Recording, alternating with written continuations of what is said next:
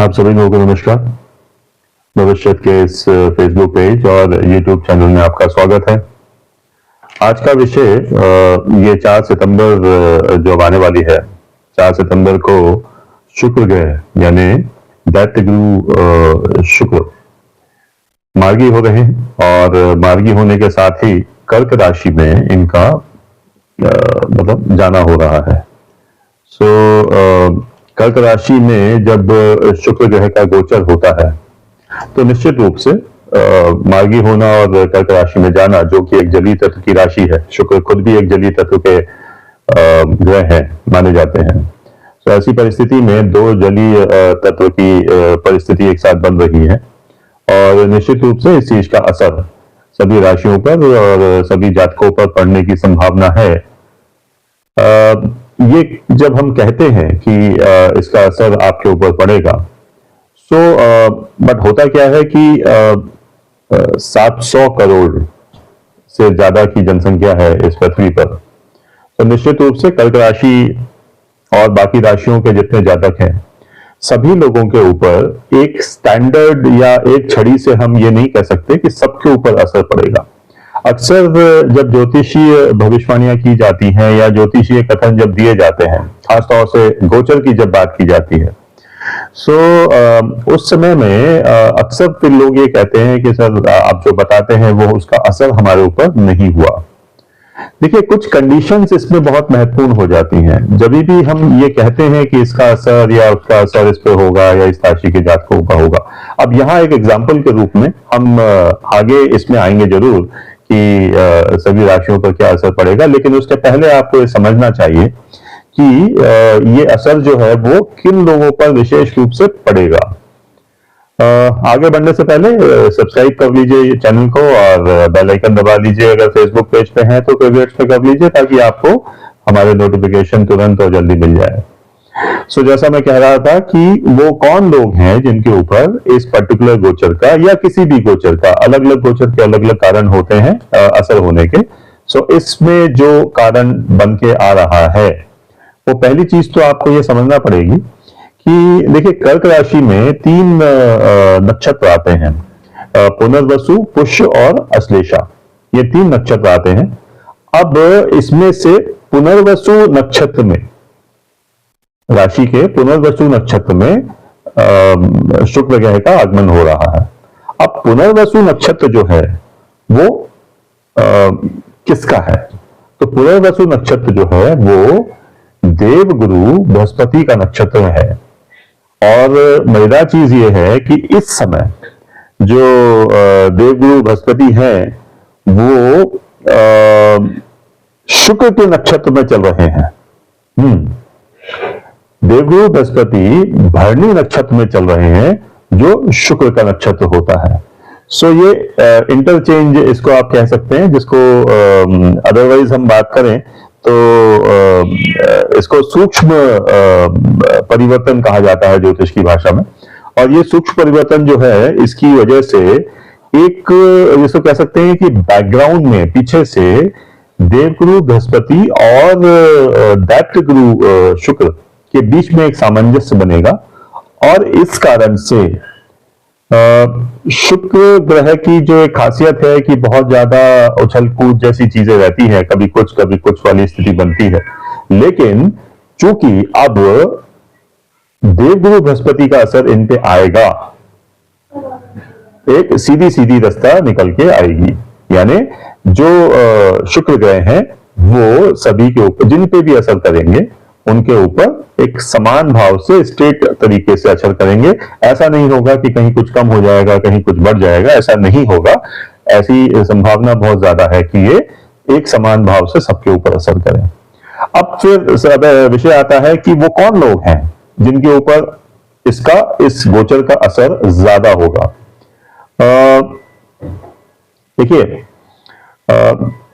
ऐसे लोग जिनके कुंडली के हिसाब से अगर आपकी शुक्र की महादशा चल रही है या अंतरदशा में शुक्र की अंतरदशा चल रही है, ऐसे जो लोग हैं उनके ऊपर इस गोचर का असर ज्यादा पड़ेगा। साथ में चंद्रमा की भी अगर महादशा या अंतरदशा चल रही है, वहां भी इसका असर ज्यादा पड़ेगा। क्यों? क्योंकि कर्क राशि के स्वामी ग्रह जो होते हैं वो चंद्र होते हैं। सो चंद्रमा और शुक्र ग्रह की अगर महादशा या अंतरदशा चल रही है तो आपके ऊपर इस गोचर का असर ज्यादा होगा। एक बात तो ये, अगर आपका जन्म पुनर्वसु नक्षत्र में, पुष्य नक्षत्र में अथवा अश्लेषा नक्षत्र में हुआ है, ठीक है, ये आपको कुंडली में आराम से मिल जाएगा। आपकी जो कुंडली है उसमें मिल जाएगा। भविष्यत की तरफ से जो भी कुंडलियां दी जाती हैं उसके फ्रंट पेज पे ही पूरा पंचांग जो दिया रहता है उसमें नक्षत्र विशेष रूप से हम सबको बताते हैं, क्योंकि नक्षत्रों के आधार पर बहुत सारे इस तरीके के वीडियोस हमारे भविष्य में भी आते रहेंगे। तो आपको ये पता होना चाहिए कि आपका जन्म किस नक्षत्र में हुआ है। तो नहीं पता अगर तो आप कुंडली बनाइए, बनवाइए और उसमें से आराम से आपको दिख जाएगा। तीन नक्षत्र बताए आपको, पुनर्वसु, पुष्य और अश्लेषा। इन तीनों नक्षत्र में से किसी एक नक्षत्र में आपका जन्म हुआ है तो आपके ऊपर असर ज्यादा होगा। इसके साथ में एक और बहुत महत्वपूर्ण विषय है कि अगर ऐसे किसी ग्रह की दशा या महादशा आपके चल रही है जो इन तीन नक्षत्रों में है, ऐसे किसी ग्रह की महादशा या दशा चल रही है जो इन तीन नक्षत्रों में है, उनके ऊपर भी आपका मतलब ऐसे लोग जिनके ऊपर ऐसे ग्रहों की दशा चल रही है उन पर भी इस गोचर का असर ज्यादा पड़ेगा। इस तरीके की बहुत सारी कंडीशंस इसमें जुड़ती हैं। अब प्रैक्टिकली ये संभव नहीं होता है कि हम हर वीडियो में हर बार हम आपको ये सारे डिटेल इतनी सूक्ष्मता से बताएं कि किन लोगों के ऊपर ज्यादा असर होगा, किन के ऊपर ज्यादा असर नहीं होगा। इसलिए एक मोटा मोटी स्थिति हम बताते हैं कि लगभग ऐसा होगा, लगभग ऐसा होगा। बहुत सारे लोगों पर असर होता है जो इस तरीके के क्राइटेरिया में आ जाते हैं, लेकिन बहुत सारे लोगों पर असर नहीं भी होता है और फिर वो थोड़े से आश्चर्य करते हैं कि भाई बताया तो था लेकिन ऐसा कुछ हुआ नहीं। तो ऐसा कुछ नहीं हुआ, उसका कारण हमने आपको ये बताया। अब इस तरीके की कंडीशंस के साथ में अब एक और चीज आपको बताते हैं। देखिए, अगर काल पुरुष कुंडली की बात करें, ठीक है, काल पुरुष कुंडली में कर्क राशि जो होती है वो चौथे नंबर के घर में होती है। चौथा नंबर का घर जो होता है वो माता, भूमि, भवन, संपत्ति, फेफड़ा, छाती, जन्मभूमि, इस तरीके की चीजों में उसको गिनती आ जाती है। तो जब माता के घर में शुक्र ग्रह आएंगे तो आप ये मान के चलें कि उनका व्यवहार माता के जैसा होगा, यानी स्नेह होगा, वात्सल्य होगा, इस तरीके की चीजें होंगी। तो शुक्र ग्रह बहुत केयरिंग हो जाएंगे। तो ये चीज एक समझने वाली है। और इस तरीके से हम जब कैलकुलेशंस करते हैं और आपके सामने ये विषय लाते हैं कि कौन सी राशि के ऊपर क्या असर होगा, तो वो कौन सी राशि के ऊपर असर जो है वो किन जातकों पे होगा, वो आप इसके पहले के वीडियो में जितना आपने भी सुना उसके हिसाब से आप समझ सकते हैं, देख सकते हैं। तो अब हम बात करते हैं कि राशि वाइज किस राशि के जातक के ऊपर क्या असर होगा। बात करते हैं मेष राशि की। मेष राशि में कर्क राशि जो है वो चौथे घर में आती है, जैसा हमने कहा, क्योंकि काल पुरुष की कुंडली आपके नंबर 1 से शुरू होती है जो मेष राशि का होता है। तो चौथे घर में चूंकि ये आएगा तो यहाँ पे शुक्र जो है वो अच्छा परिणाम देंगे। तो अगर आप अपनी कुंडली के चौथे घर को देखेंगे जो मेष राशि के जातक है, ठीक है, तो वो चौथे घर में जैसा हमने कहा कि आप माता, भूमि, भवन, अचल संपत्ति, वाहन, फेफड़ा, छाती, जन्मभूमि, घरेलू सुख, शांति, ये जितने विषय हैं इनके ऊपर शुक्र ग्रह जो है वो आपको एक अच्छा प्रभाव देने वाले हैं। इन शॉर्ट हम बताएं, बाकी हमने आपको बताया कि कौन से वो जातक होंगे जिनको विशेष रूप से ज्यादा असर होगा। बात करें वृष राशि की। वृष राशि के अगर बात करें तो कर्क राशि आती है 3 नंबर घर पर, और 3 नंबर घर पर जब शुक्र का गोचर होगा तो 3 नंबर जो है वो छोटे भाई बहन, पराक्रम, गला, श्वास नली, कान, कंधा, इस तरीके की चीजें नंबर 3 से देखी जाती हैं। और यहां भी शुक्र ग्रह आपको एक अच्छा प्रभाव ही देने वाले हैं। तो जो वृष राशि के जातक हैं, वृषभ जिसको बोलते हैं, वो देखें कि 3 नंबर घर में क्या क्या चीजें हैं उनके।